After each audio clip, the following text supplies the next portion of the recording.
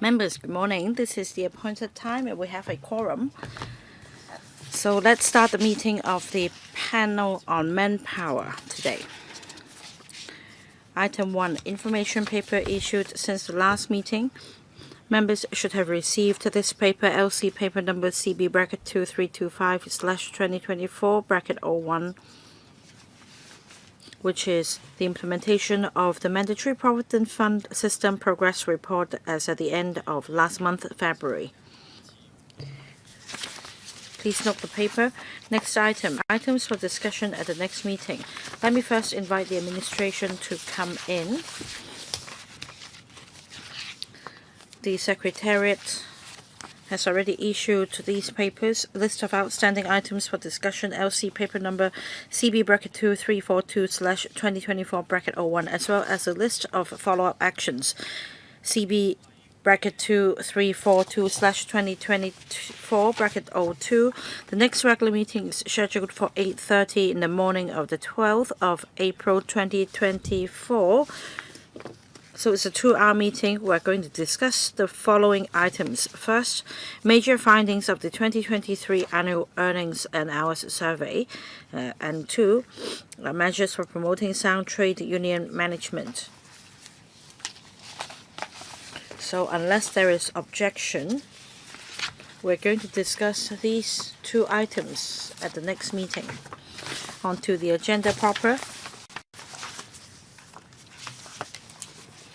Item 3, review of the continuous contract requirement under the Employment Ordinance. This is a legislative proposal. All members of the Council have been invited to take part in the discussion. The Secretariat has prepared a background brief. They've also received a submission on this item from a deputation for members' reference. Mr. Kwok Wai Keung, Mr. Michael Look, Mr. Dennis Leung, and Mr. Kingsley Wong have proposed a motion in relation to Rule 22P of the House Rules. Wordings of the motion can be found in the paper submitted to members. So unless there is any objection, we will first start the discussion and then we will vote on this motion. So members, if you have views about this motion as well, do speak up when it's your round to speak. We're joined by the administration today. Mr. Christian, Secretary for Labour and Welfare, Mr. Raymond Ho, Deputy Commissioner for Labour Administration, and Mr. Raymond Liang, Assistant Commissioner for Labour and Relations. So let me invite the Secretary to walk us through the paper. Thank you, Chairman, members. Since members already have the paper, let me walk members through the paper in the following minutes. In relation to the continuous contract requirement under the Employment Ordinance, as members are fully aware, there have been many rounds of discussion of the issue by the Labour Advisory Board, and during the latest round, the LAB came to a consensus, and I'm glad to report this to members, and that is to say, from the 418 requirement, it will be changed to 468 requirement upon legislative amendments. The present requirement is that the employee is only regarded to be working under a continuous contract if he works for 18 hours per week for 4 consecutive weeks. Upon legislative amendments, the aggregate working hours of 4 weeks will be used as the counting unit. That means if the employee works for 68 hours during a 4-week period, he will be deemed as working under a continuous contract and he will be entitled to the safeguards under the Employment Ordinance. And it is also common knowledge that in terms of labor rights and protections, the employee could enjoy more under the Employment Ordinance. Now, they started the discussion in November 2022. They took into account a number of considerations. That is, The revision should be made on the basis of enabling more employees to meet the continuous contract, and regard will be given to the affordability of employers. It should help unleash the labor force, and it should avoid undermining job opportunities for employees with shorter working hours. And finally, they would need to have regard to stable labor relations. Having considered the 5 considerations above, the Labor Advisory Board agreed to make the following revisions. Based on these principles, that is, the changes should not affect the rights and benefits of employees currently meeting the 418 requirement. The existing criteria for various benefits shall remain unchanged, and amendments to the provisions should be kept to the minimum, so as to facilitate adaptation by both employers and employees. And finally, the revised requirement should be easy to understand and operate. The LAB reached a consensus to amend the 418 requirement to 468 requirement. So we've prepared the estimates. It's estimated that 11,400 employees will benefit from the new arrangements, and the additional annual cost on business would be about $0.15 billion. Now it is envisaged that more people will join the workforce, and this can help us unleash the labor force. Unleash the potential of the labor force.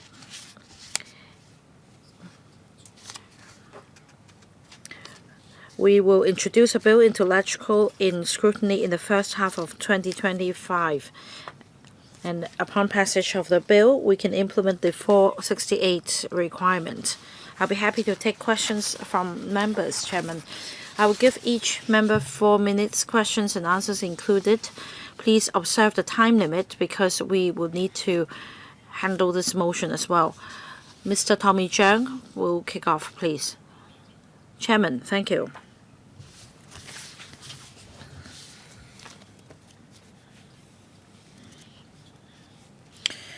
I'd like to comment on the government.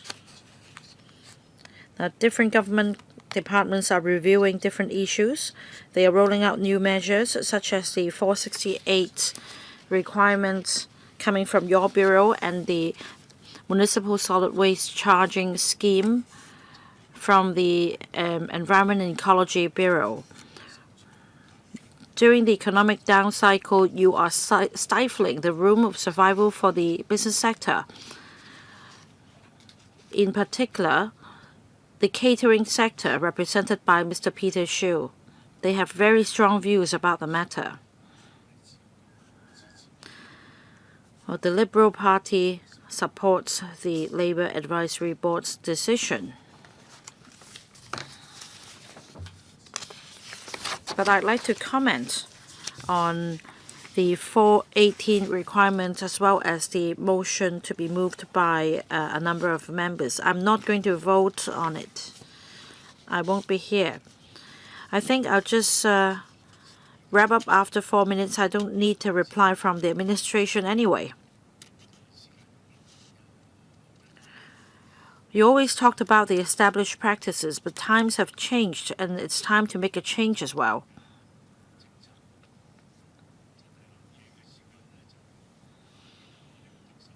Anyway, my comment is that the government departments should rethink, because the chief executive says that you act as one, and there is also the red team concept.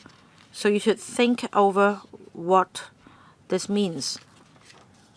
For my sector, they are thinking hard how not to let the 468 requirement drive up business costs. Despite coming from good intentions, this policy may have negative consequences, especially for my sector. They will bear the brunt. This may not be a fatal blow, but this could be another straw on the camel's back, and the result could be catastrophic. Secretary, I've been commenting on the work of your bureau for many, many years. You always dish out goodies and do charity, giving out welfare benefits at the expense of my sector. We're in dire times. Many catering establishments will fold up soon.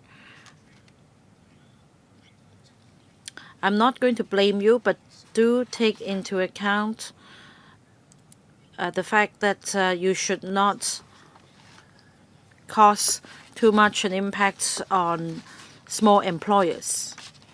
All right, on the catering, retail sectors, and smaller enterprises. I thank Mr. Tommy Zhang for his comment, and I thank him for raising certain issues. As I said at the outset, the Labour Advisory Board discussed at length on possible changes to the 418 requirement. They arrived at the decision of amending the requirement to 468, having taken into account a number of considerations. As evidence, 468 requirement will bring little additional cost to businesses while improving substantially the benefits to employees. Under the 418 requirement, employees are required to work for 18 hours in a week for 4 consecutive weeks, but sometimes there is an interruption. If we move it to 468 requirement, we'll be able to provide more labor benefits to employees in a more comprehensive manner. Professor Chen Wen-kong, this proposal will will revise the 418 requirement to 468 requirement. That means the total number of hours will be reduced by 4 on the face of it. This will improve the labor rights for employees with shorter working hours. But it is very easy for employers to exploit this loophole. Say, if employers arrange for employees to work for only 67 hours for 4 consecutive weeks, then they can circumvent this requirement. My question is how the government will make sure that this does not happen so that the employees working on shorter hours can truly benefit from it. Second question is this. Has the government reviewed the changes brought about by the 468 requirement and how it will help unleash the labor force? Do you have the figures as to how many people will be attracted to rejoin the workforce? So 2 questions. Thank you, Professor Chan, for the questions. There is always a line to be drawn, whatever the requirement, including the change from 418 to 468 requirement. The counting unit will be revised from 1 week for 4 consecutive weeks to 4 weeks. And the line to be drawn is 68 hours. So for those who wish to avoid the continuous contract, arrangements can be made for the employees to work for only 67 hours. We cannot rule this out. But for those who would like to work under a 468 requirement, then now there are more safeguards and there are more choices for them. But of course, there is always a line to be drawn, and if the employee works under the certain number of hours, then is not deemed to be working under a continuous contract. All we want to do is to offer more protection for the employees with the revised requirement. The second question is about how much will unleash the labor force and how we will increase the labor participation rate by introducing the 468 requirement. It is difficult to give you the exact estimates.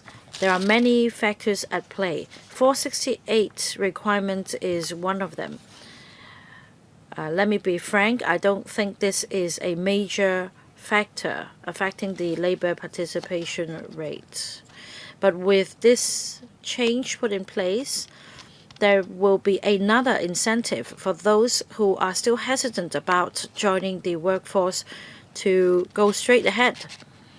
There is now another incentive.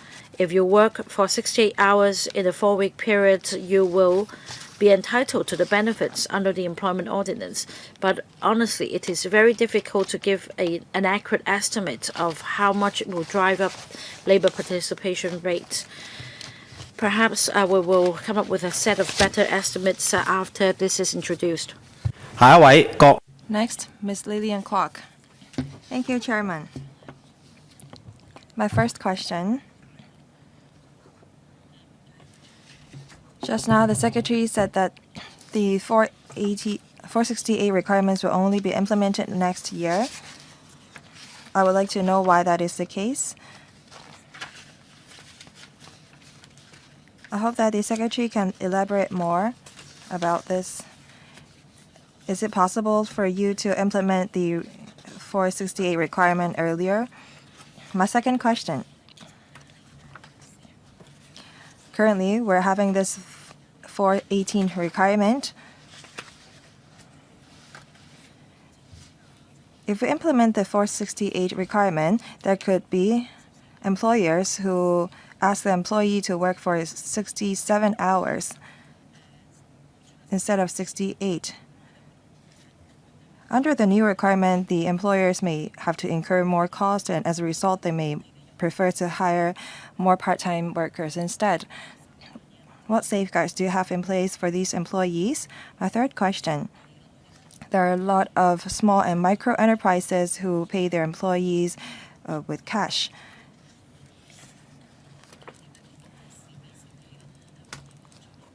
Do you know how many small and micro enterprises are paying their employees in cash? And how do you monitor them? Thank you. Secretary, thank you for your 3 questions. First, regarding the legislative timetable, as mentioned in the paper, we target to introduce the bill into the Legislative Council in the first half of 2025.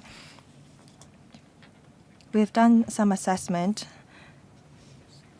before we come up with the timetable. You may think that it's simple for us to change the 418 to a requirement to 468. First, the working hours of 4 weeks will be used as a counting unit, and the working hours thresholds will be changed to 68 hours.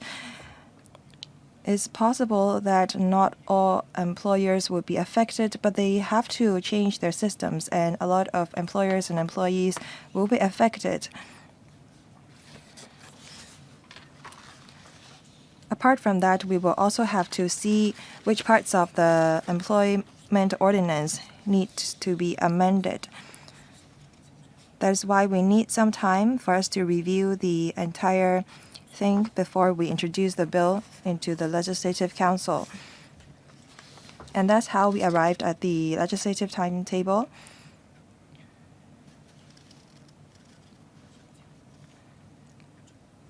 I know that all members want to know about the legislative timetable, and we think that this is a reasonable one. Second, Ms. Kwok and Professor Chen are concerned about employers trying to hire their employees to work for 67 hours a month instead of 68. We need to let the employers know that the law has been changed.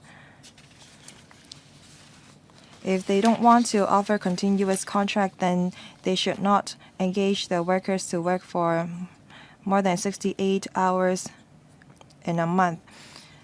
We have a very competitive labor market. It's difficult for employers to hire staff these days. With the shortage of manpower on the market, We think that we can offer more safeguards to the employees by changing the 618 requirements. If the employee is engaged for more than 68 hours in a month, then they will be entitled to benefits under the Employment Ordinance. As for your third question, I don't think that we have figures on the number of small and micro enterprises who pay their employees in cash. We only ask them to pay their employee in time. We require them to keep records on payment of salary. Thank you. Next, Dr. Ngaman Yu. Thank you, Chairman. Secretary, I have a few questions. First, just now, Secretary said that a line has to be drawn, but the DAB wants no line to be drawn. According to the 418 requirements,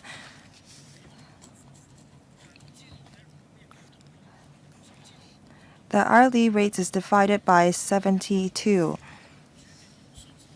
Apart from the business cost of the employers, what reasons do you have not to protect the part-time workers working under the 468 requirements? You mentioned that the number of employees who will be benefited would be approximately 11,400.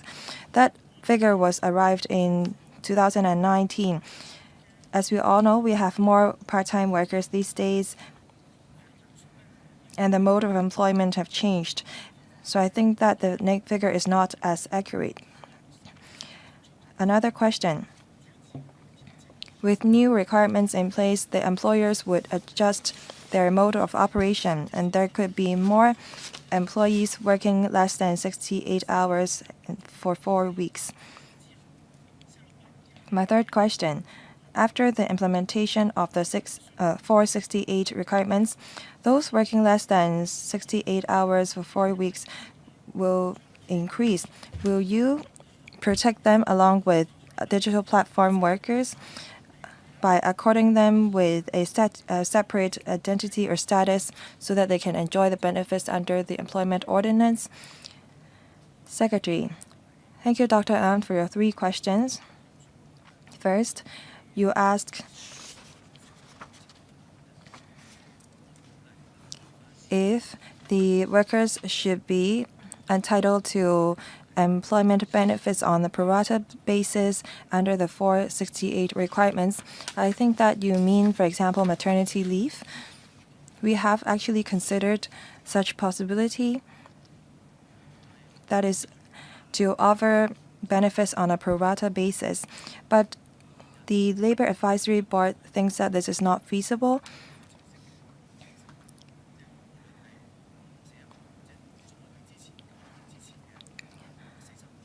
We had a 436 requirement in the 1990s. Regardless of the requirements put in place, we always draw a line somewhere to facilitate understanding and make it easier for the employers to calculate employment benefits. We have a lot of simple formulas on the market to facilitate employers' calculation.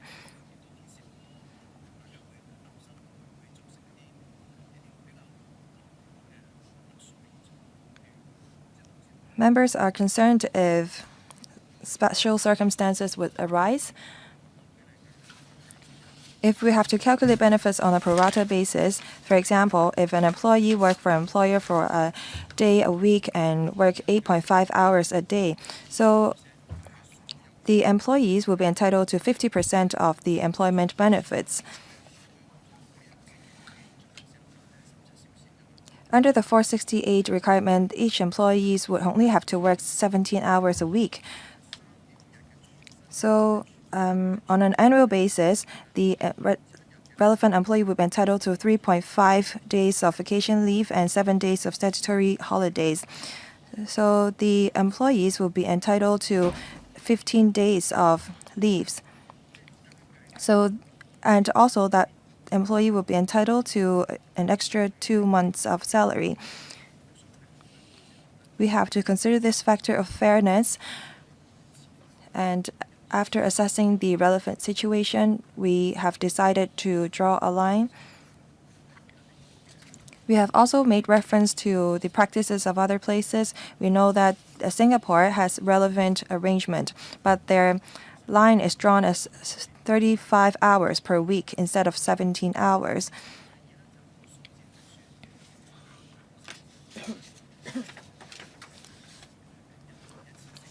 Also, Dr. Ngan asked if the employees to be benefited would be 11,400.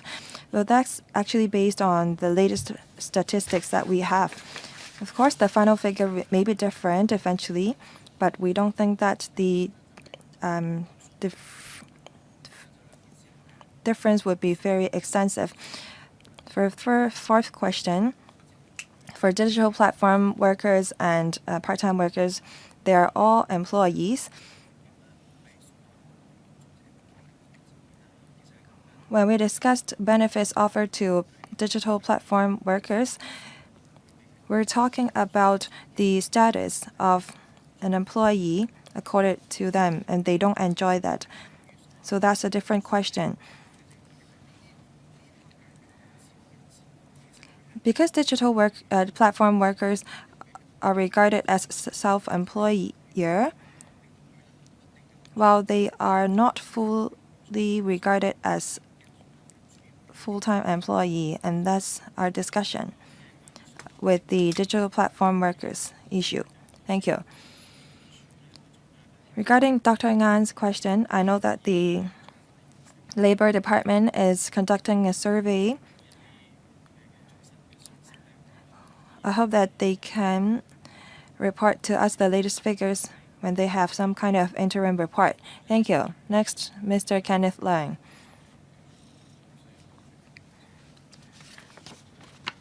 With the adjustment from 418 to 468,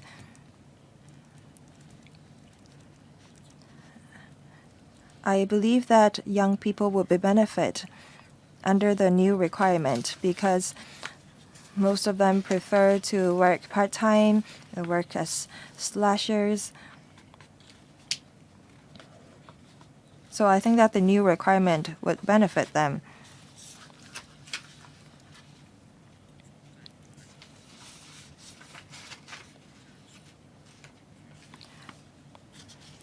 I hope that the government can let us know how the labor market would benefit with figures. I have two questions. First,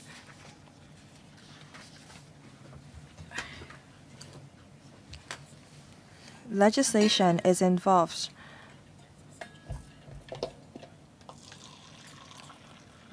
Does the administration have any interim support for SMEs? Young entrepreneurs may not have a comprehensive HR system in their startups. What measures do you have for them to cope with the change? Second, there are a lot of young people who work as slashers. They may not be familiar with the Employment Ordinance. Will labor disputes arise after the change? And does the administration have any plan to help these slashers? Thank you. Secretary. Thank you, Chairman. I thank Mr. Kenneth Leung for his questions. I take it that Mr. Leung is concerned about the transitional arrangements after implementation of the bill, as well as how we should help young people adapt to the changes. Now, let me invite my colleague, Mr. Leung, to take your question. Thank you, Chairman. Thank you, member, for the questions.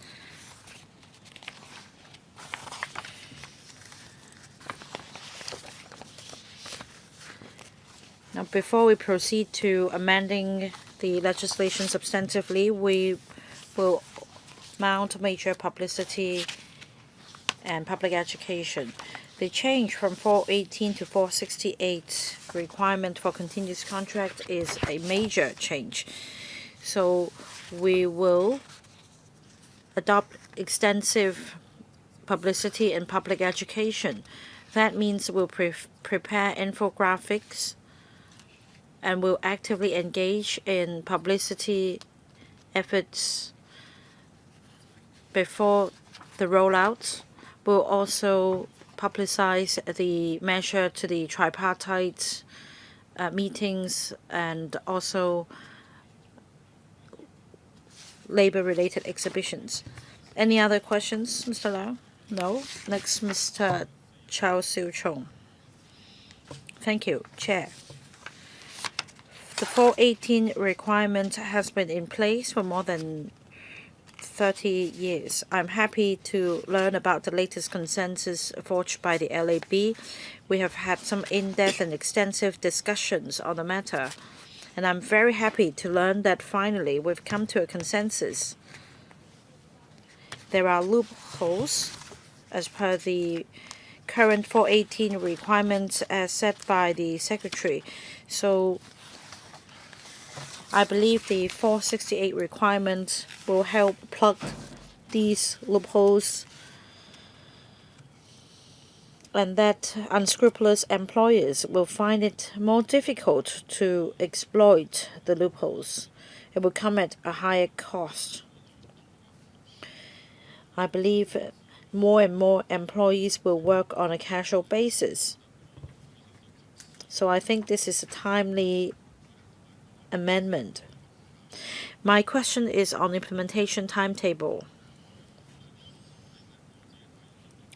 Secretary, please give it a thought, because the legislative amendment will have little impact on employers, because we're talking about the reduction of working hours by 1 per week. So that is a very small change to benefit 11,400 employees.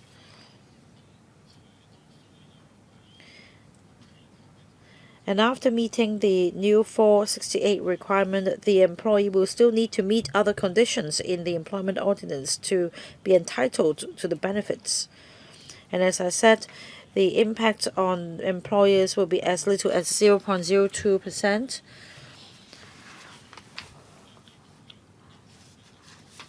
So this is insignificant. In fact, in October 2023, the Chief Executive announced in the policy address that we should proceed to legislation as quickly as possible after the LIB has forged a consensus. Now, how should we interpret as quickly as possible? Is it that the legislative the bill will not be tabled until the Chief Executive has delivered another policy address? It is taking too long.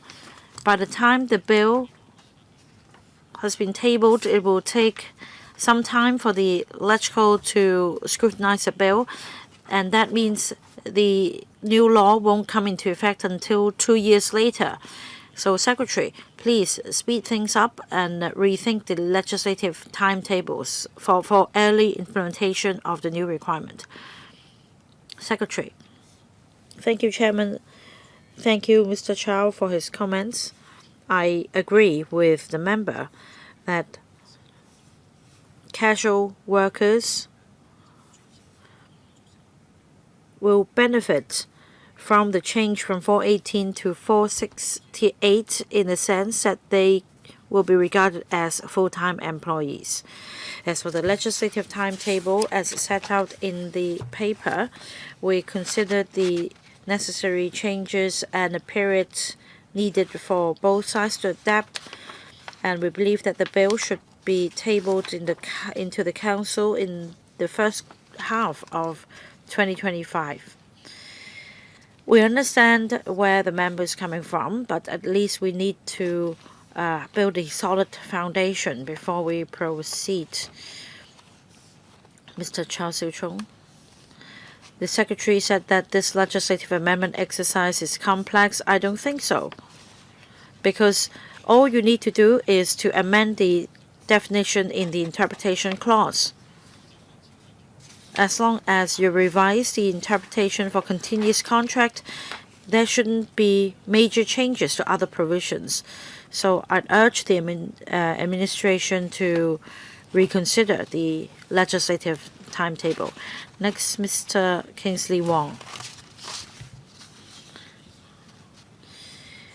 This change to the 418 requirement is not ideal, but it is acceptable. It is at least one step forward, as highlighted by the Chief Executive in his policy address.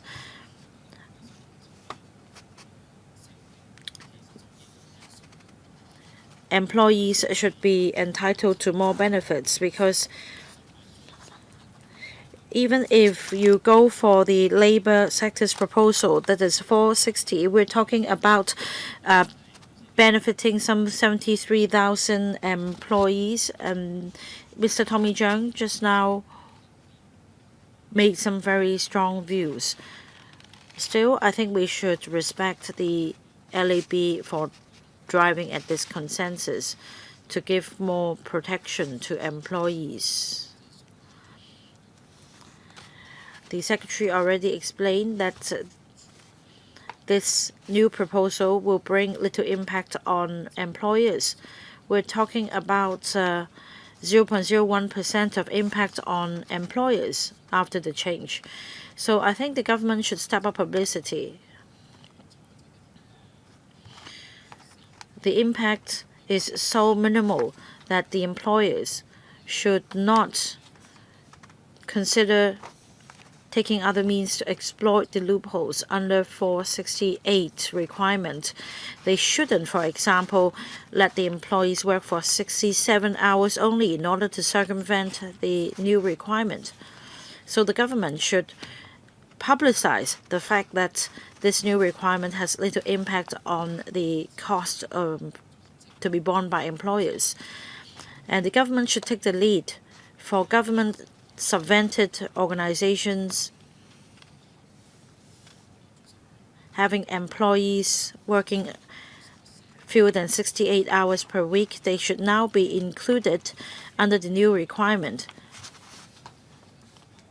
Say for the Hong Kong Jockey Club, should they just meet the minimum threshold of 68 hours or should they do more? So as to set a good example. Now, on unleashing the labor force, what happens is that there are many people working on a part-time basis. They want to see their pay go up as well as more benefits. So the government should consider further unleashing the labor potential, and this can only be done through providing more benefits and protections. Finally, I agree with Mr. Chow Siu-chung. Can we complete the legislative process before the 1st of May next year so as to give our employees a gift? Secretary.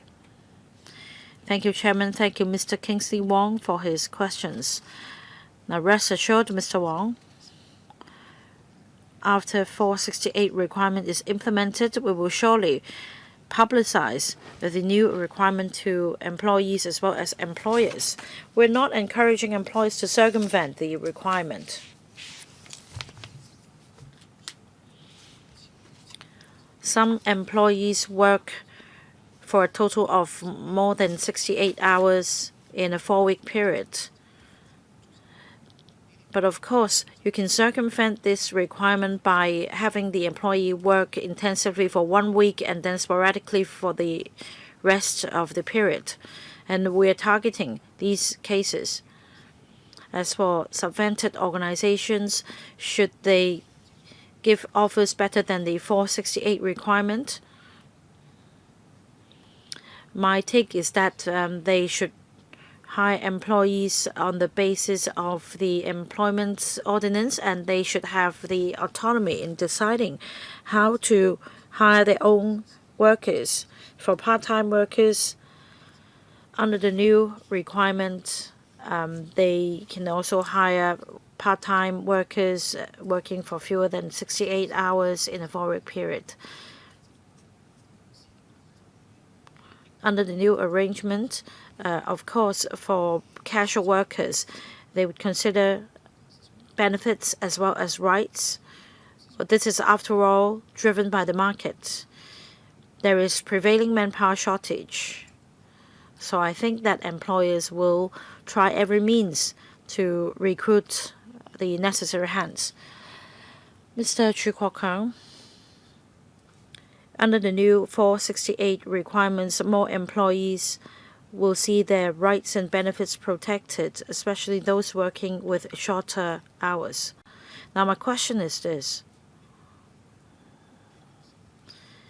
If in the employment contract there is a stipulation of total working hours being 68 in a 4-week period, and then if the employee then works overtime, the employee is entitled to overtime compensation or day off in lieu of time, or time off in lieu of overtime work, then in such circumstances, will it affect the continuous contract requirement? I will give the floor to the Assistant Commissioner, Mr. Raymond Liao.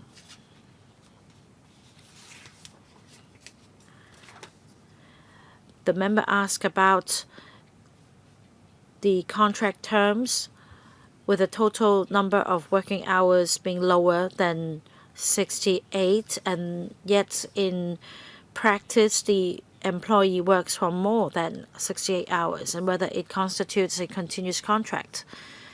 Now we consider the actual facts, not the agreement or the terms in a contract.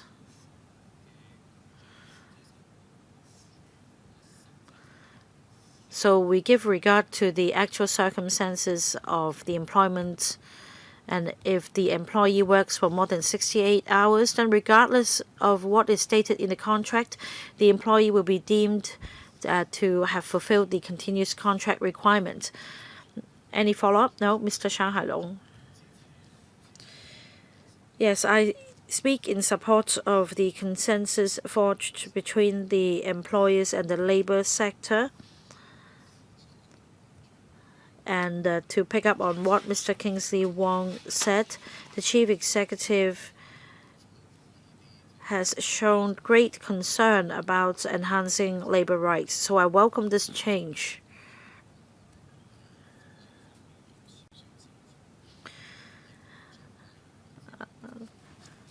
In terms of more benefits, the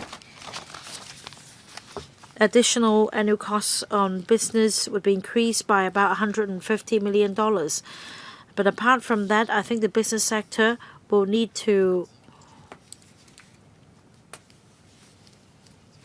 increase resources for the HR department to adapt to the changes. So if one meets the 468 requirement, then one is no longer a self-employed person, but rather an employee working under a continuous contract, right? I'm concerned about the new arrivals and their family. Apart from the talents joining the local workforce, their family members may need to take care of children. Now, with the 468 requirement in place, then after signing the relevant contract, will they be deemed to be a full-time employee under a continuous contract? Does it help with the renewal of the visas in Hong Kong? Because I talked to the immigration department, I understand that they are required to gain employment in Hong Kong. The job, of course, should come with certain conditions, such as a minimum wage of $20,000 per month, in order to be qualified as a talent. Even if the employee does not meet the 468 requirement, the employee should be an employee. Still, Secretary, Chairman, I think you have answered the question. We have a clear definition of employee under the Employment Ordinance, But there are two kinds of employees under the ordinance. First, paid employees with benefits such as maternity leave or severance pay not offered. These benefits are only offered to employees under continuous contract. So after the amendment to the requirement, more employees will be able to benefit from employment benefits under the ordinance. Mr. Shang, any follow-up questions? I want to clarify this. For a spouse of new arrivals,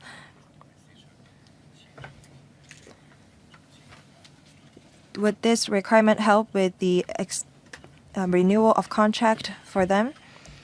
Secretary, I think that Mr. Shang is asking about the job status of the employees. Well, we do not differentiate the status of stay of the employees. For talents coming to Hong Kong under the talent admission scheme, the immigration department will look at the income of the job and if they have worked for 2 years after or before their visa can be extended. Thank you. Next, Mr. Xiu Ka-fai. Thank you, Chairman.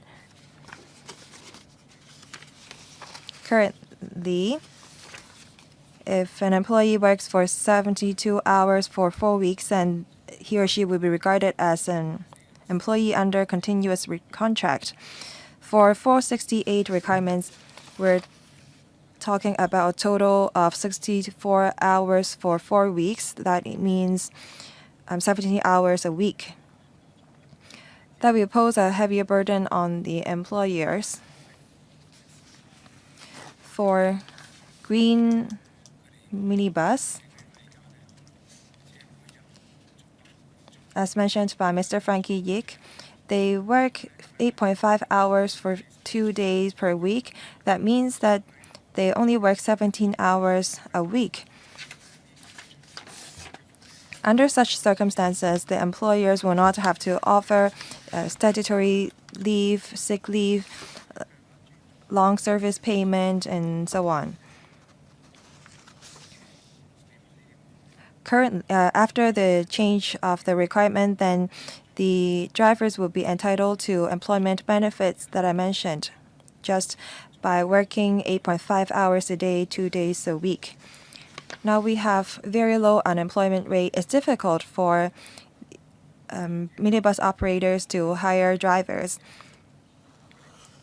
We have submitted a paper to you. After resumption of normal travel, that we have a shortage of manpower and the cost has risen.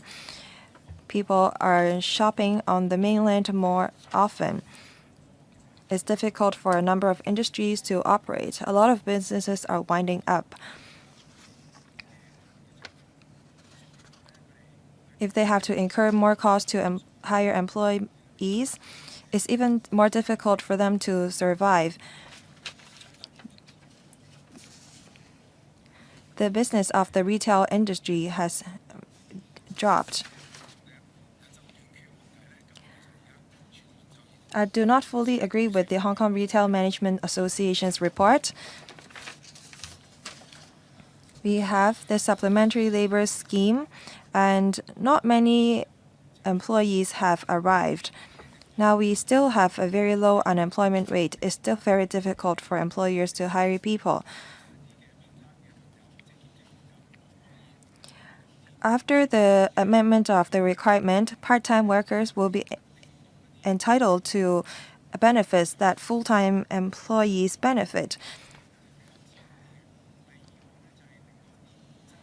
After the change, more part-time workers may, more full-time workers may just change to working as part-time. And employers may have to improve the benefits offered to full-time employees. We're still having a manpower crunch.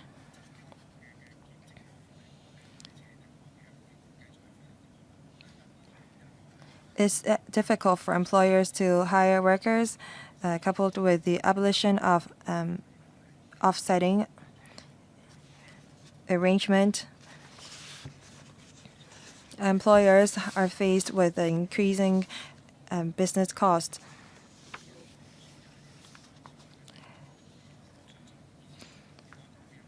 People may choose to shop elsewhere. As you can see, a lot of Hong Kong people are going to the mainland to buy grocery and do shopping.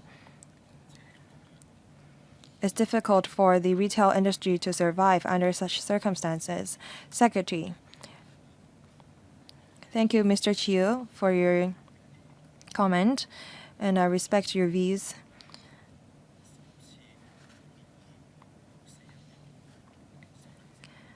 Now, the Labor Advisory Board proposes to change the 418 requirement to 468. This is not a substantial change. The counting units is changed from 1 week to 4 weeks, and the total working hours is changed from 72 hours to 68 hours. It means 1 less hour per week is required. We have different options that we have considered, including 472, 468, 464, and 460. And eventually we decided on the 468 requirement. We have taken into account the affordability of employers before coming or arriving at the figure. We've had discussions at length, and we have considered the change in the economy.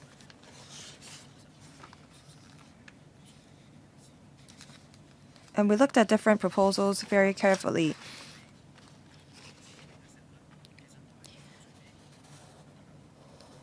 You may remember that we had a very difficult time arriving at a final decision previously.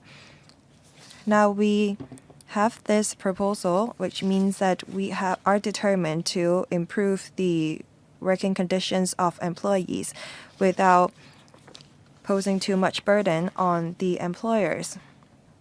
We have struck a balance very carefully. Thank you. Mr. Chiu, please be brief. This may be a minor change, but you have actually made a series of minor changes to the employment benefits. This could be the last straw for the employers.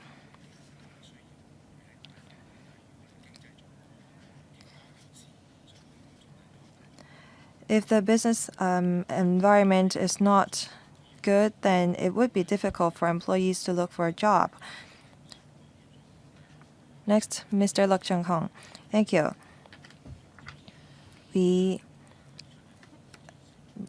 marginally accept this proposal as FTU. We want more workers to benefit from the requirement. As mentioned by some members, some employers may deliberately ask their workers to work 67 hours for 4 weeks. So we think that benefits should be offered on a pro rata basis.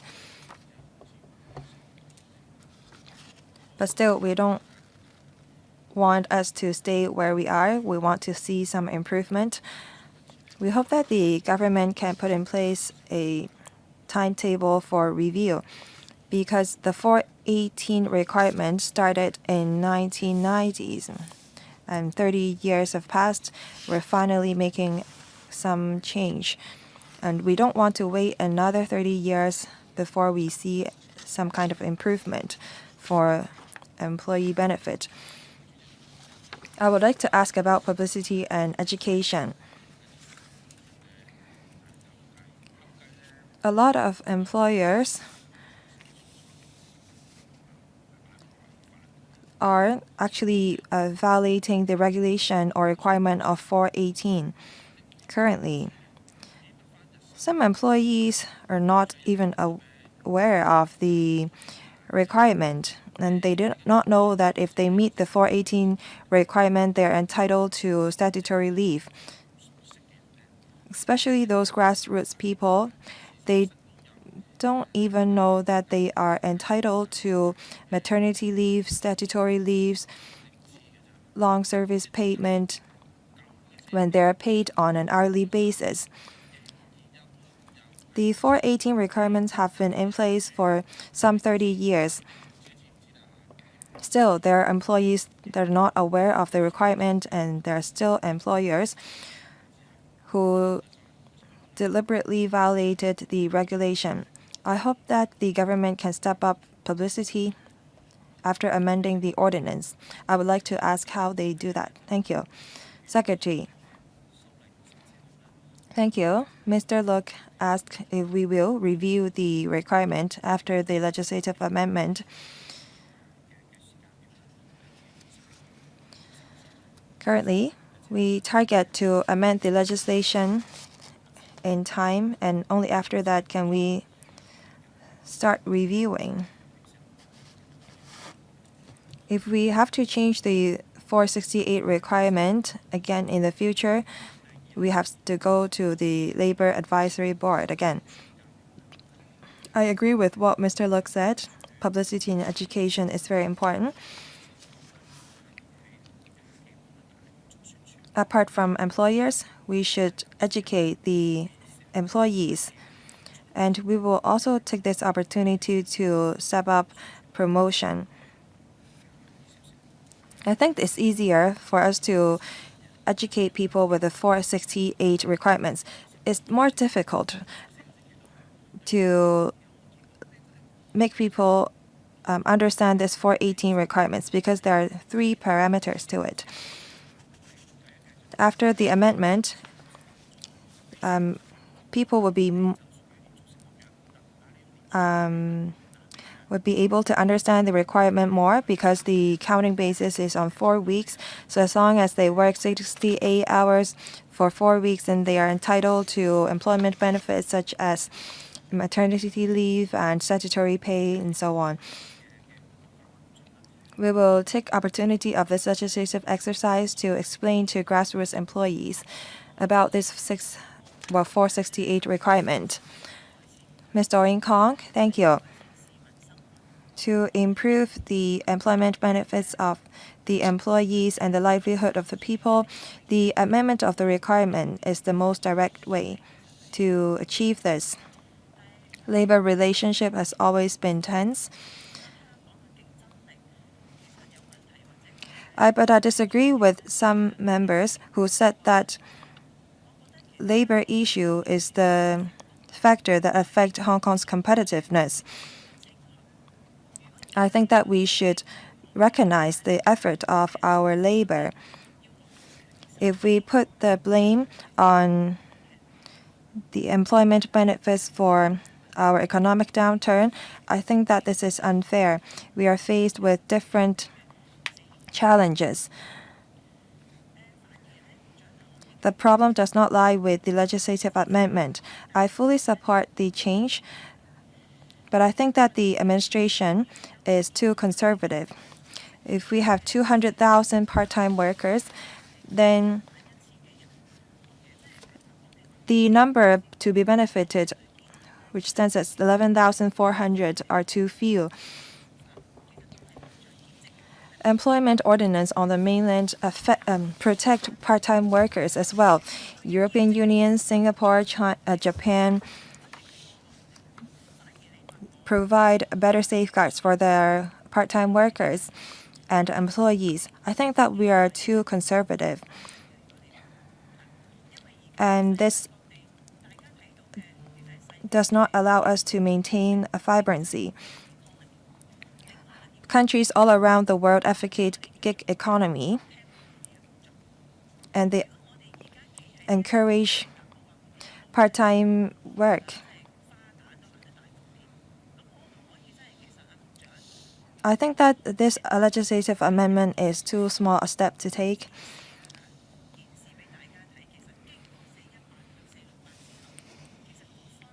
Can the administration let us know if they will take a bigger step after the 468 requirement to offer better safeguards for our employees.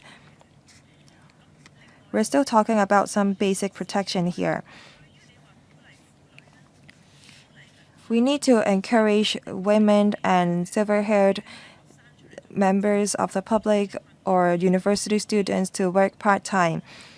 I think that this amendment helped very little.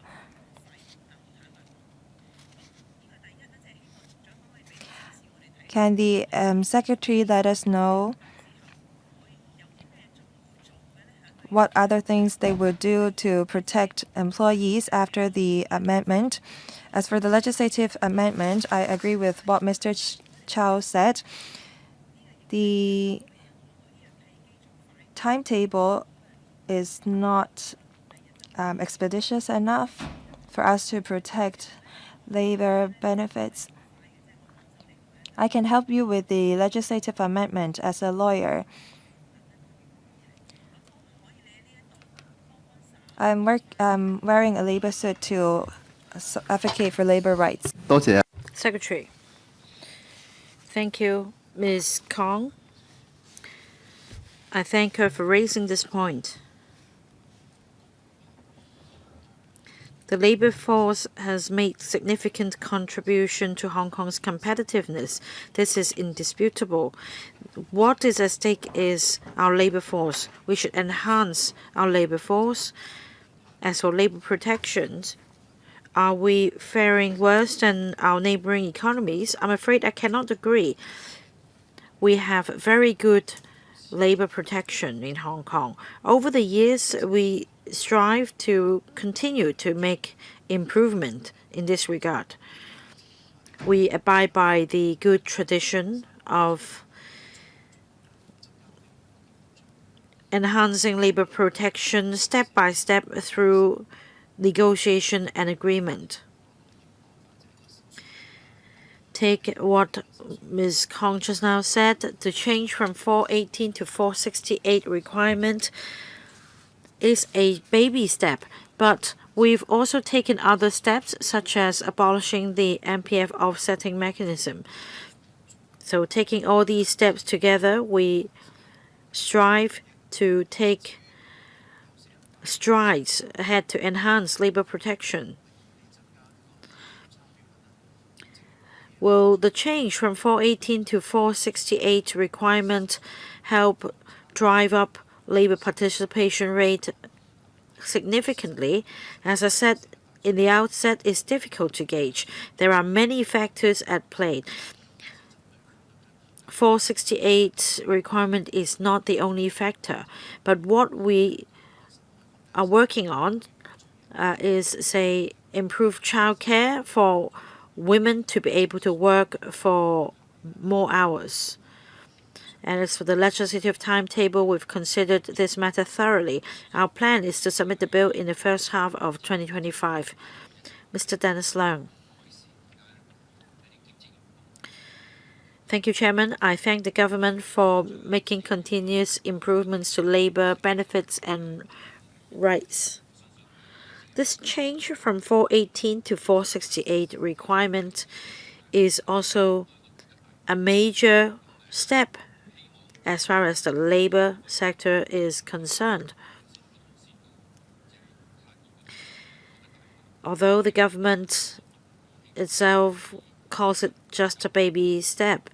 As for the legislative timetable, we'd like to speed it up and will be moving a motion in due course.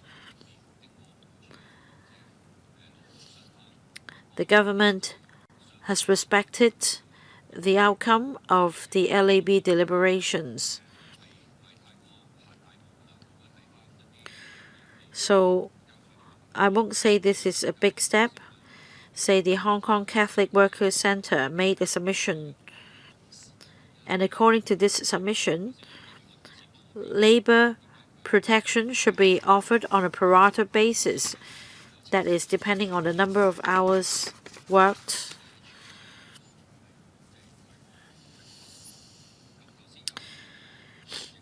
depending on the number of hours of work, but like other members said, this may not be appropriate.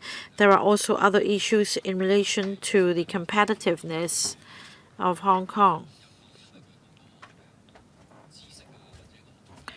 Because of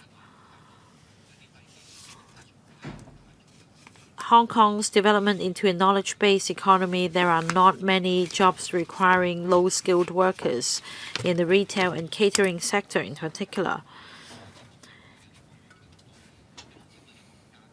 I hope that the government will do more in this regard as set out in the policy address to replenish the local labor force.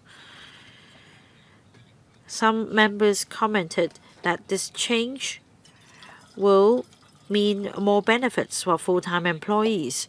If that is the case, we surely welcome this change because this is a small change to the number of working hours which could lead to major benefits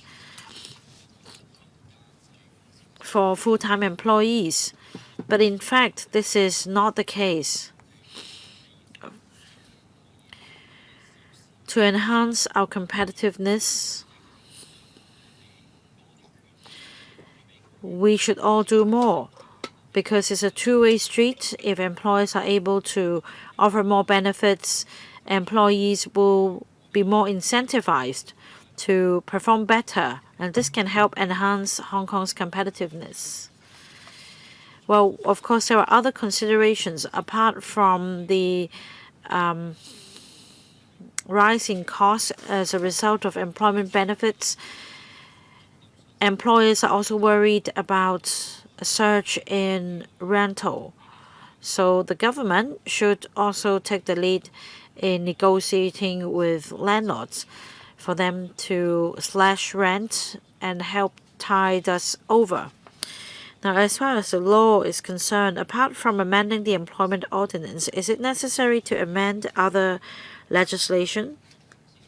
Is it because of the amendments to other ordinances that you can only submit the bill by the first half of next year? Secretary. Well, we'll stick to this timetable. As set out in the paper, we will table the bill into LegCo for scrutiny in the first half of 2025. As I explained many times in my opening remarks, there is a need to amend the laws. This will mean Employment Ordinance in general. But we will also consider amending other legislation if necessary. Next, Mr. Kwok Wai-keung. Thank you, Chairman. I thank members for indicating their support for this proposal. Some of them believe that this amendment proposal is just a baby step. Well, it means that they've voiced support for the employees in Hong Kong. And so I thank members for their support. And indeed, this is a baby step only. And this step hasn't been taken off until more than a decade of discussion. The LAB has put this issue on the back burners for quite a while, so I thank the LAB for driving at a consensus, and I thank the business sector as well. The administration cited increasing costs for businesses, but I think that it is also the business sector's wish to unleash the labor force. So we should all take this step as a start in order to achieve the common vision.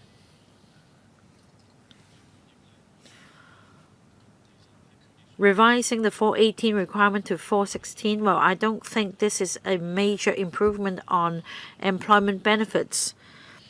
This change will only seek to target loopholes.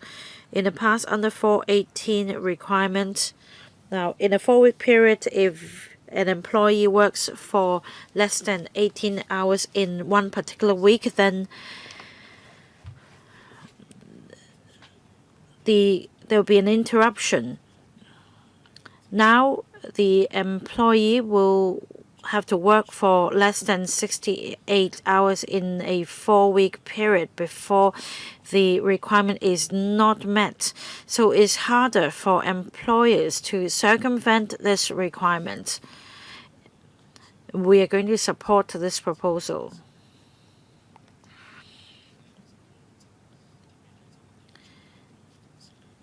In fact, those working in the front line understand fully that some employees aren't aware of their labor rights.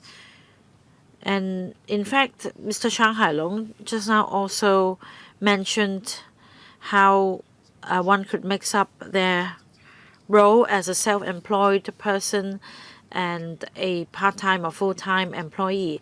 But in fact, under this requirement, there is no distinction between full-time or part-time employee.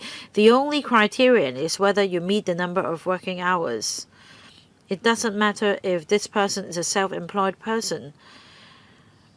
Say if this person works for 70 hours in the past under the continuous contract requirement, this employee is not working under a continuous contract. So I think the Secretary should remind employees to keep the work record for reference in the future. In May 2025, the MPF offsetting mechanism will be abolished. Now, if this bill is passed at the same time, there may be a perception that the labor sector is being favored. But in fact, this matter has been discussed for more than a decade. So I think you should explain to the public that these matters have been discussed for a long time and you're not favoring the labor sector over the business sector. We'd like to enhance labor protection and tackle certain issues. For example, we want to help grassroots employees and help those who are at the moment not regarded as working under a continuous contract. I would like to reach out to them to explain the new requirement, and we'd like to collaborate with the trade unions. We need to explain the policy to them. In fact, according to statistics, 88 to 89% of employees are working under a continuous contract. Less than 10% of the working population, however, do not work under a continuous contract, so we need to remind them of the changes. As for the legislative timetable, I beg to differ, because like Mr. Kwok Wai-keung said about abolishing the MPF offsetting mechanism, this is something that we have discussed for a long time, and this is a major change. The bill was passed in the last term of government. Still, time is needed to implement the proposal. It will be implemented, in other words, on the 1st of May 2025. But I need to explain further. We're not talking about scrapping the system overnight. It's a gradual change. In fact, the government has made the commitment of $30 billion to help tide the business sector over as a buffer, in other words. So the government always ensures that there is a consensus between the labor sector and the employers so as to maintain harmony in pushing forward any policy. We're supposed to wrap up this item at 9:40. We're running late. We still have 3 members waiting to speak, and we need to handle this motion. And there is also another item for discussion. So Mr. Lai Tong Kwok will be next to speak, and then I will draw a line. Mr. Lai. Thank you, Chairman. I would like to write on the point mentioned by the member. Why do we only introduce the bill into LegCo in the first half of 2025? The Secretary gave 2 reasons. First, we need to allow the employer some time to prepare for the amendment. Second, the Secretary said that they need time to look at the amendments. I disagree with the reasons. First, we're only amending Section 3, 75, and Schedule 1 of the Employment Ordinance. You only have to make minor amendments to some provisions under the Schedule 1. Just now, Secretary said that they have to amend other ordinances as well. But I think that you only have to check the relevant ordinances on the computer. It's an easy thing to do. We've been discussing this since 2013-14. Now a consensus has been reached within the Labor Advisory Board. With long time spent on reaching the consensus, I don't think that your colleagues still are not sure what to amend under the ordinance. I know that other government departments and professional colleagues are involved in the legislative amendment. I cannot accept the reasons given by the Secretary. The Chief Executive said multiple times that we have to enhance efficiency and effectiveness. You said that you need to allow time for the employers to get prepared. You can actually stipulate the date on which the ordinance will come into operation. You do not have to make the amendment effective upon the date of gazettal of the ordinance. You can set a separate date to be determined by the Secretary for Labor and Welfare. I think that you have to introduce the bill earlier so that people can be rest assured with their employment benefits. I don't see any reason for you to take so long to introduce the bill into the Council. This is only March 2024. Secretary, please. Thank you, Chairman, and I would like to thank Mr. Lies for his comment and questions. As mentioned in my opening remarks and in the paper, we think that the first half of 2025 is an appropriate time for us to introduce the bill into the LegCo. I know that some members are anxious to see this amendment passed, but I think that 2025 is an appropriate time. Now we have reached a consensus with the Labor Advisory Board, and I think that this is the way to go. Thank you. Mr. Tang Fei. Thank you, Chairman. I support the legislative proposal, and I also think that we have to expedite the process. We have reached a decision under the Labor Advisory Board. It means that there is no dispute anymore. I don't think that you have to make major amendments to the Employment Ordinance. I agree with what Mr. Wong said. I think that we should treat this amendment as a gift on the 1st of May for the employees and workers in Hong Kong. I have a question.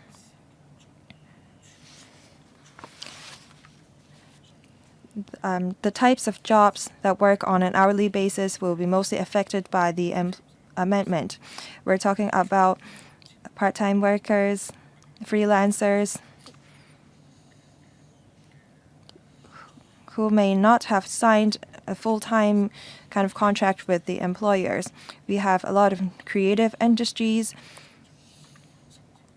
and workers under these industries could be working from home or working as freelancers.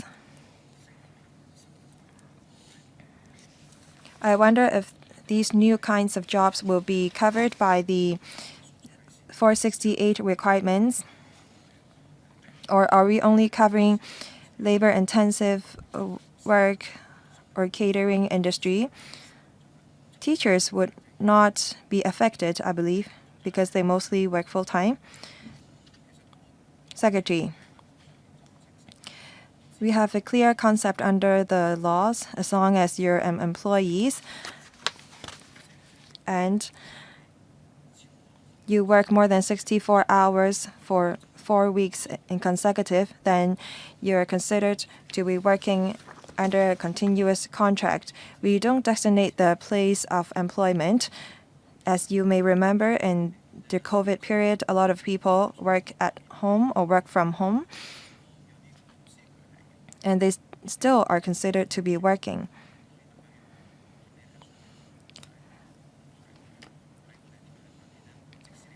Working from home is not excluded in the working hours as long as you've worked 64 hours for 4 weeks in consecutive.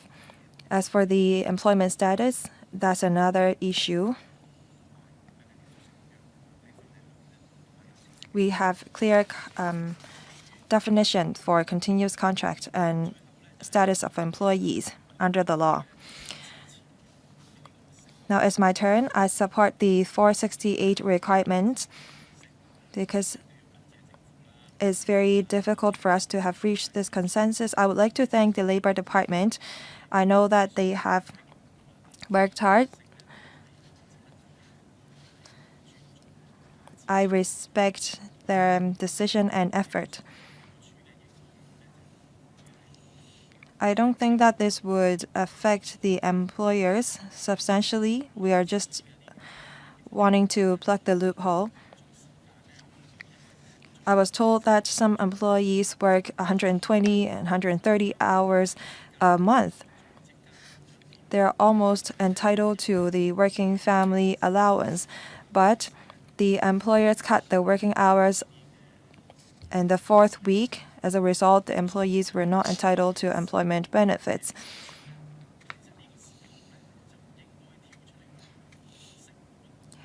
For these employers, they should not be complaining about business cost. They have actually taken advantage of the requirement currently because they have made use of the loophole and not paid their employees who work almost full-time the employment benefits. Now we're asking the relevant employers to give their employees the rights that they are entitled to. I have two questions.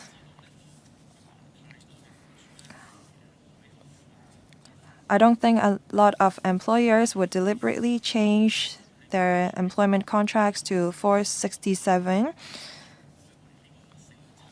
But if they actually do that and the employees were reluctant,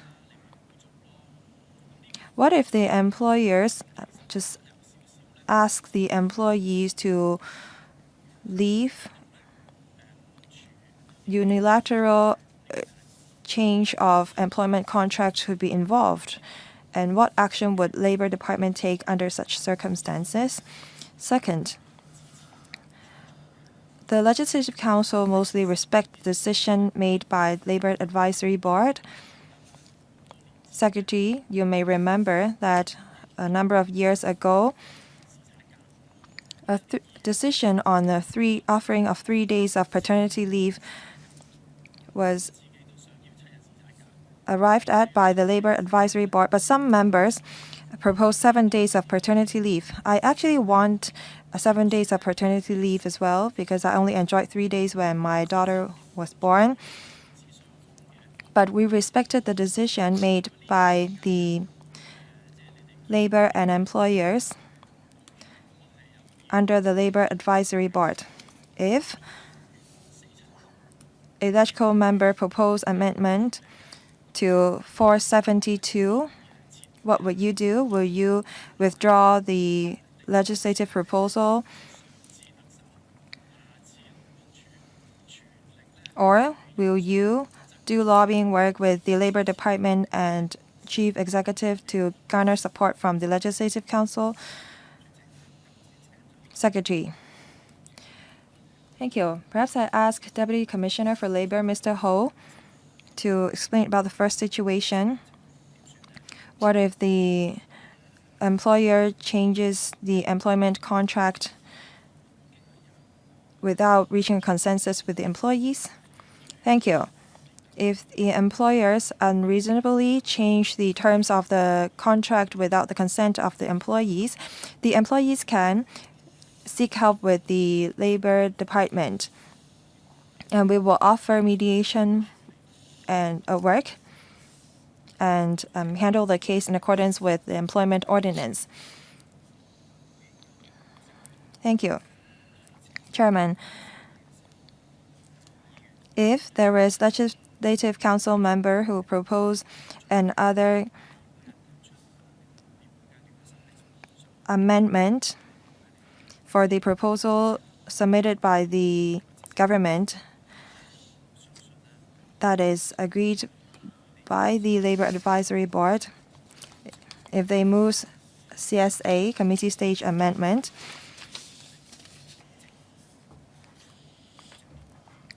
then government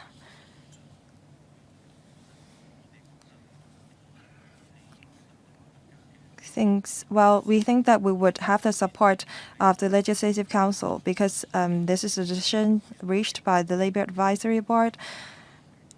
But we understand that Legislative Council members have the rights to make relevant amendment. If we come across such situation, we will talk to the relevant member and we will explain to them that this is the decision that have the rights of employers and employees having considered. If they still disagree, then we will continue to submit the proposal to the LegCo. Thank you. All members have put the questions. Now I have to handle a motion. May I remind members that only members of this panel can participate in the voting process. I think that all members present are members of this panel. This proposal was proposed by Mr. Kotwaika, Mr. Michael Look, Mr. Dennis Leung, and Mr. Kingsley Wong. Which member? Mr. Leung, would you read out the motion? Thank you, Chairman. As set out in the title, a consensus has been reached between the employers and labor under the Labor Advisory Board. The 418 requirement will be changed to 468. After the discussion today,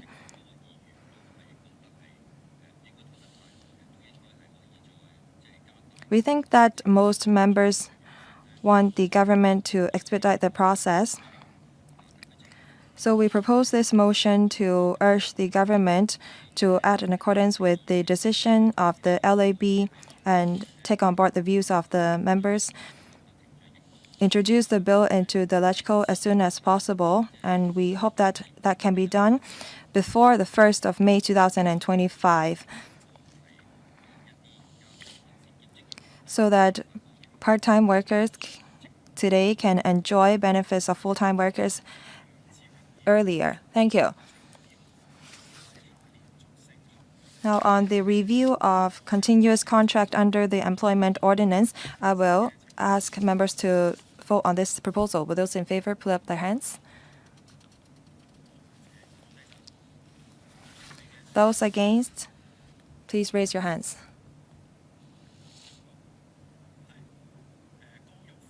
Ms. Kong, are you in favor or against the proposal? In favor. Those against, please raise their hands. Please put down your hand. Those abstain, please raise your hands. No one. 11 members are in favor, 1 against the motion. I declare the motion passed. Would the government note this? 好，亦都唔該晒局長。Thank you, Secretary.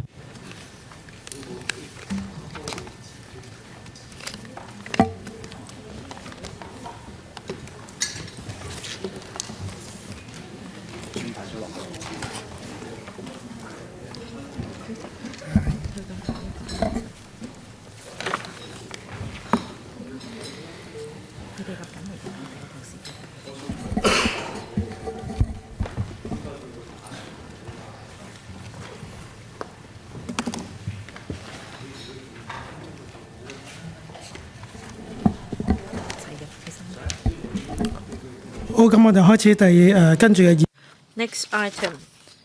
Processing of applications to protection of wages on Insolvency Fund 2023 PWIF.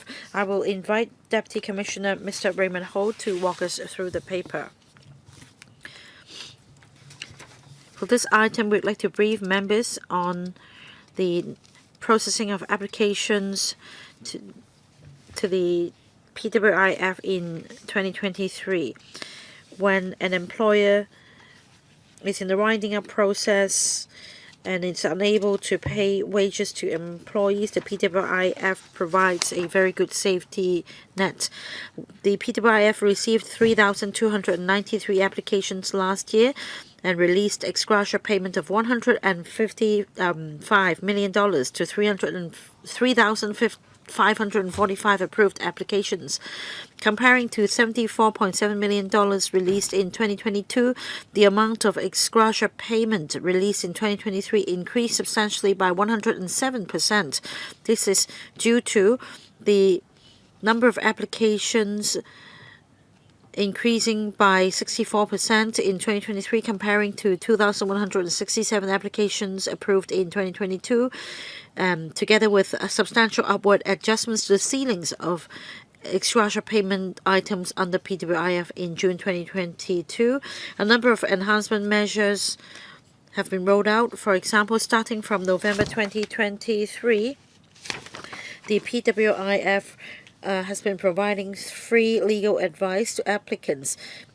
That means the fund engaged private law firms to assist applicants in filing winding up or bankruptcy petitions against employers, thus saving the needs to apply for legal aid and to go through the means test at the legal aid department. The enhancement measure helped shorten the processing times under PWIF by 12 weeks. In April last year, an in-house legal team was set up under PWIF to take over cases from the LAD involving fewer than 20 employees, and that PWIF could be directly disbursed to applicants without going through the application for winding up procedures. In November 2023, the PWIF introduced a KPI or Key Performance Indicator for processing PWIF applications. For straightforward and simple applications, the target is to release ex gratia payment within 3 months. For non-disputed and substantiated applications, the target is to release ex gratia payment not more than 6 months for 90% of these cases. So these are the two key performance indicators, and so far we've been able to meet these two indicators in relation to all cases.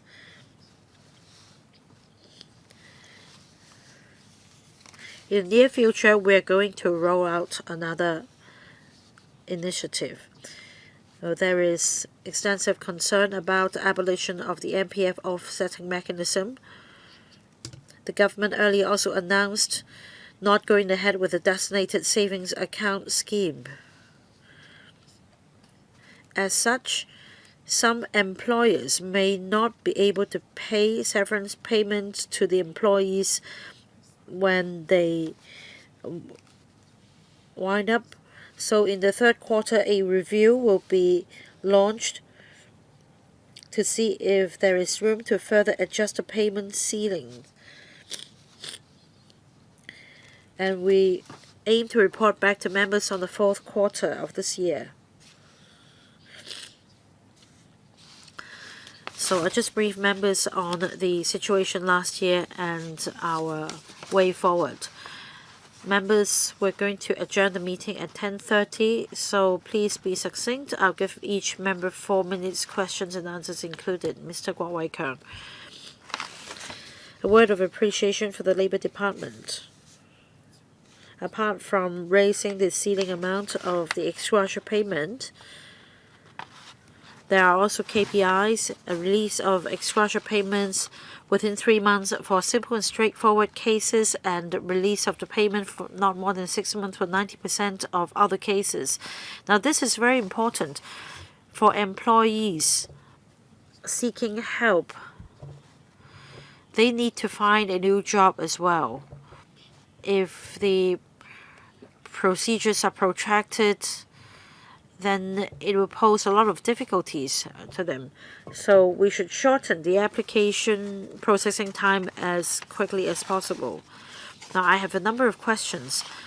After raising the ceilings of ex gratia payments, are you able to increase the coverage by 90% in terms of, say, the SP, LSP, etc.? This year, the budget announced waiver of the business registration levy of $150 payable to the PWIF for 2 years. As for the amount of claim, it jumped 100% from 2022 to 2023, up to $150 million. So that is a substantial increase. Will it pose any risk to the operation of the PWIF? Thank you for the questions. About the ex gratia payment under PWIF in 2022, we made a substantial upward adjustment. Well, for payment in lieu of notice, the wages in arrears, etc., the coverage should go up to 90%. And we've been able to process applications according to this target. Now, we're going to conduct a new round of review on the coverage of ex gratia payment of severance payment to see if the ex gratia payment can fully cover the SB payment. As for waiving business registration levy for 2 years, the PWIF is running smoothly. As at the end of February this year, the unused balance of PWIF stood at $7.2 billion. So this waiver should not adversely affect the financial position of the PWIF or the review of the ex gratia payment of severance payment. Any follow-up question? No, Ms. Doreen Kong. I have a question on free legal advice.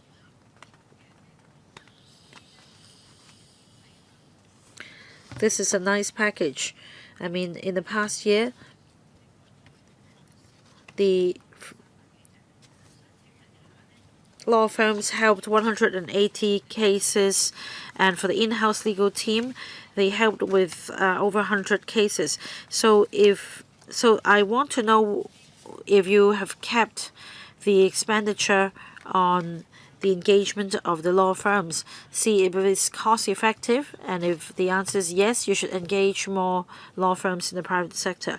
As for the in-house legal team, I'd like to know more about the establishment. I'm intrigued about this in-house legal team.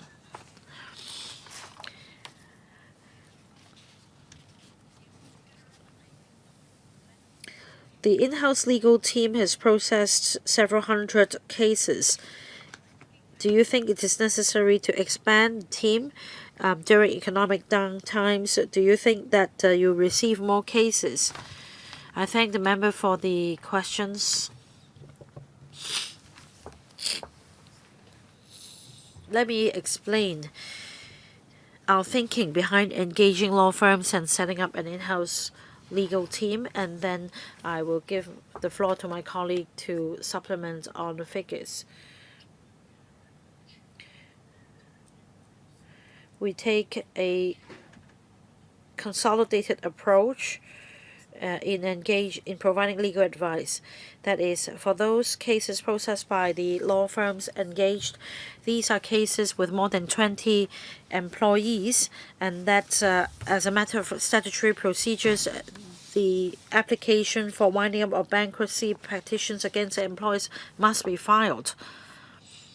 And we are of the view that it may be more flexible to let the private law firms engage to handle these cases. And depending on the complexity of the case, these law firms can make their own manpower arrangements. There is also an in-house legal team set up under the Secretariat of the PWIF. The team handles cases involving fewer number of employees, say fewer than 20, and very often there is no need to apply for the winding up or bankruptcy petition with the court in these cases. So we take a mixed approach to cater for the different nature of these cases so as to expedite the application procedures.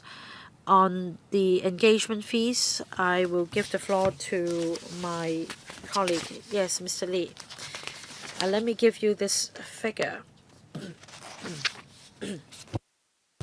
We introduced this measure in November 2022. So from that time to October 2023, $3.95 million was spent on the following. That is the legal fees for processing cases, as well as some reimbursement items paid out in disbursing the ex gratia payment. So some $20,000 per case. This is big business for the majority of law firms. So please engage more law firms other than just two. Next, Mr. Zhao Xiuchong. Thank you, Chairman. I'm a familiar face for the officials here. I've been helping trade unions for many years, and I have helped many workers apply for ex gratia payments under the PWIF. Now, there are three big mountains, so to speak. When we apply for the PWIF, very often it takes 3 years to process. For the three big mountains, one of them is to apply for legal aid so as to initiate a bankruptcy petition or winding up against the company. This is the biggest mountain. The second mountain is this Labor Department procedure and also the Labor Tribunal's ruling.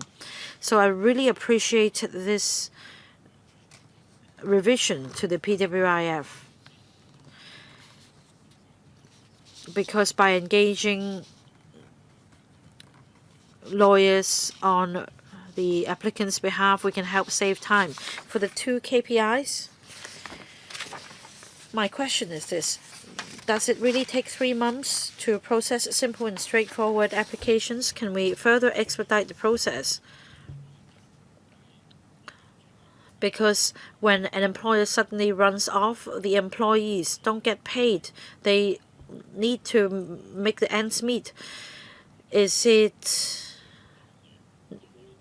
possible to further compress the time frame, especially for wages in arrears? You can take it out as a separate item and release the ex gratia payments within a month. And I also welcome a further review on the ceiling of the payment of SF under the PWIF.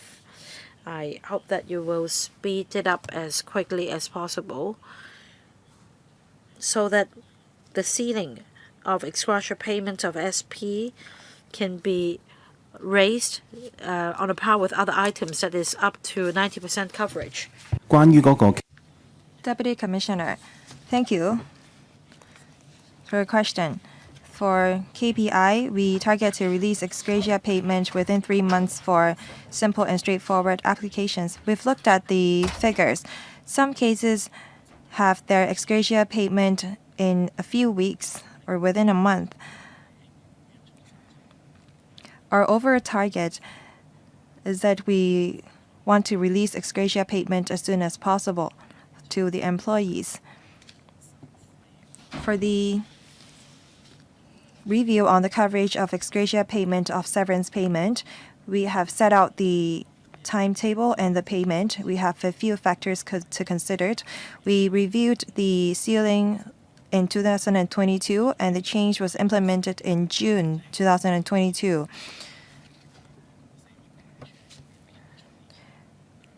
Because in May next year, we will abolish the offsetting arrangement. That is why we include the review in the paper on the ex gratia payment of severance payment. That is because we want to complement with the timetable of the abolition of offsetting arrangement. If we can implement the amendment in May next year to, for example, increase the ex gratia payment ceiling of severance payment, we want to complement with the timetable of the offsetting arrangement. Thank you. Mr. Dennis Lang. Just now, the Deputy Commissioner said that the Section 18 applications have to be filed for some cases involving some 20 employees, and outsourced work lawyers will have to be engaged. And in-house legal team would be taking care of cases involving less than 20 employees. Have you come across cases where in-house legal team processes cases of over 20 employees on a discretionary basis? Have the administration ever exercised the discretionary power in this case? Now the assistance and the procedures have been improved.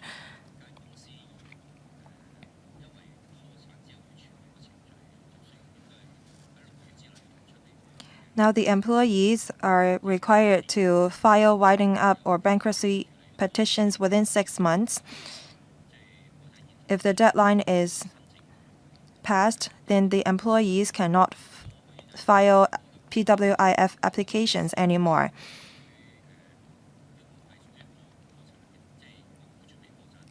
Sometimes the employers or the business did not wind up initially but ended up the case. When this happens, then the employees may have difficulties because they didn't know that the business was winding up initially, and they may file the application after the deadline has been passed.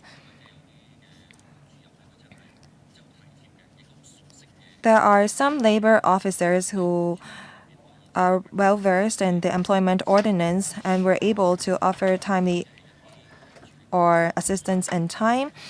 I hope that you can share experience on case handling so that employees could apply for PWIF protection in time. There was a resident in Cheung Kwan O who told me that they suffered a loss of $20,000 approximately, or $200,000.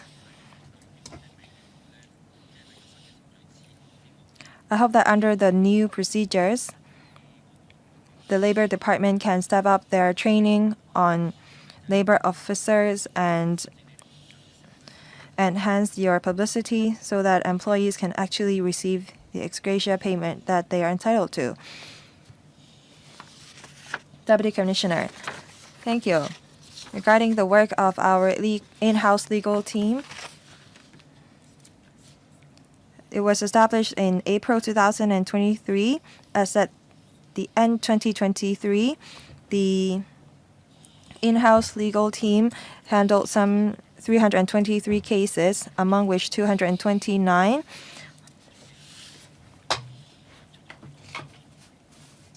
have received advice from the legal or in-house legal team, and the ex gratia payment have been made to the relevant employees. So the operation has been smooth. Regarding the 6-month time frame for PWIF application, according to our experience, when there is cases of arrears of wages or wage default, they would come to the Labor Department and we give them a form to fill out. And after they have filled out the form, we consider the PWIF application made. I agree that we should organize internal sharing session with our colleagues. Thank you.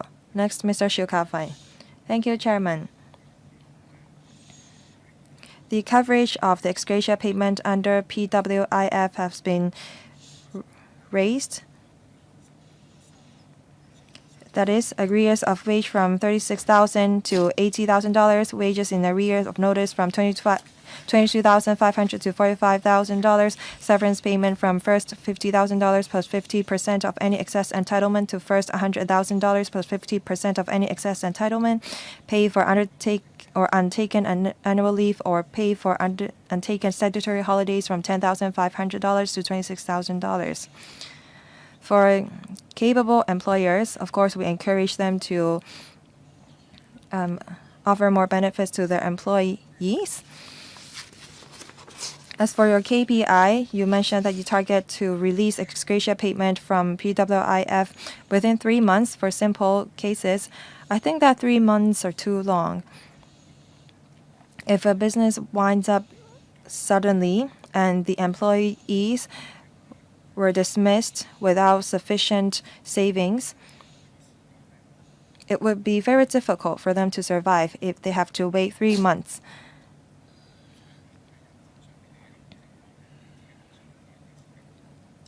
I hope that the administration can compress their administrative process. You mentioned that in 2023, you received some 3,000 cases and $150 million have been disbursed. And you mentioned in the paper that there is a substantial increase by 107% compared with 2022. A lot of small and micro enterprises told me that it's very difficult for them to survive with the prevailing economic situation. The economy has not recovered as expected. A lot of medium, small, and micro enterprises are close to winding up. And next year, we will be abolishing the offsetting arrangement.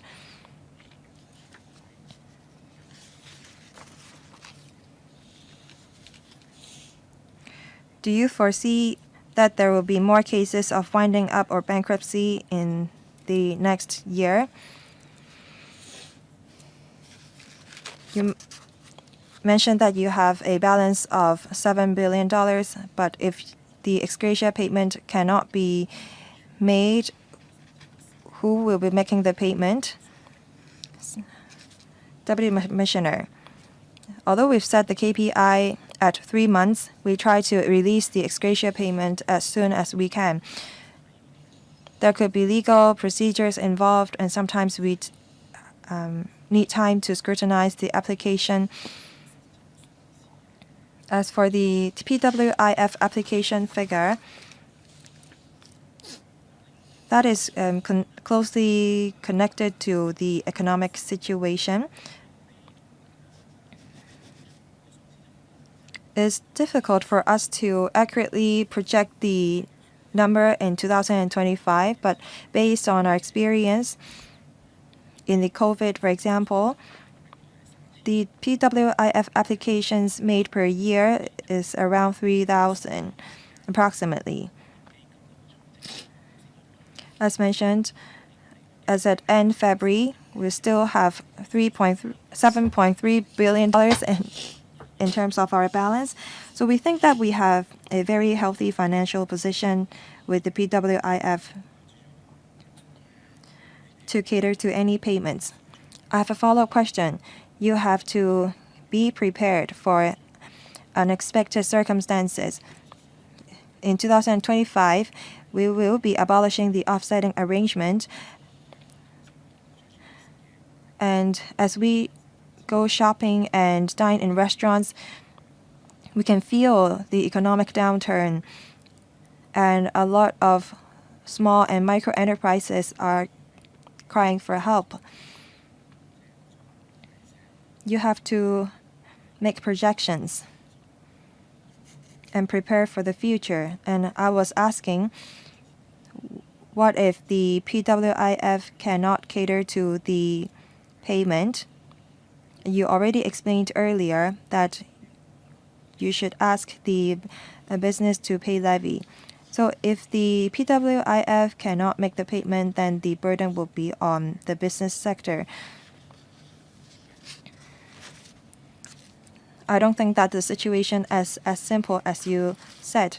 I hope that the Deputy Commissioner can relate the situation to the department. The meeting was originally scheduled to end at 10:30. I will extend the meeting by 15 minutes. Next, Mr. Lam Chen-sing. Thank you, Chairman. I used to be a member of the PWIF committee. The surplus used to be $5 billion, and it went from $5 to $6 billion, and now it stands at $7.3 billion. So I do think that there is condition for us to offer better protection for our employees, and I would also like to give recognition to the work of the Labor Department on improving the PWIF. Will the administration put in place a review mechanism, because we don't have that currently? Some items have not been reviewed in 2 decades, while for some arrangement, for example, the ex gratia payment for severance payment is reviewed once every few years. Should we not set a regular review mechanism for all items under PWIF? And the relevant mechanism has not been set out in the law. For other ordinances, for example, the Mandatory Provident Fund Ordinance, the rate of adjustment is set out in the laws. For example, it should be set at 50% of the median income. Would the administration consider setting out the relevant indicators under the PWIF as well? I've handled cases in 2003 and 2004 on application of PWIF. In those days, there were some 20,000 applications made per year. Some people abused the fund back then. Now we only received some 3,000 cases per year, so perhaps there are not as many people abusing the system these days. Still, there is this possibility. Does the administration have any system to combat the abuse? A lot of employers wind up their business and apply for protection under wages on insolvency fund, and then they start another business afterwards. Do you have any hotline to receive such relevant complaints, and do you have any inspection mechanism? And have you worked with the CCB of the police to combat abuse? Thank you. 何副處長。 Mr. Ho. Thank you, Chairman. Thank you, Member, for the 2 questions. The member has pointed out whether there is a need to further adjust upward the ceiling of the ex gratia payment. The PWIF committee on a timely on a regular basis review the number of applications, the release of ex-gratia payments, and the financial position of the PWIF. They conduct timely reviews. We're going to conduct a review. In 2022, we introduced a comprehensive upward adjustment. It's not been a long time, and we are going to conduct a review again. The existing mechanism provides flexibility. The Committee of PWIF is tasked to conduct a timely review on the coverage of the ex-gratia payment. The member is concerned about possible abuse of the PWIF.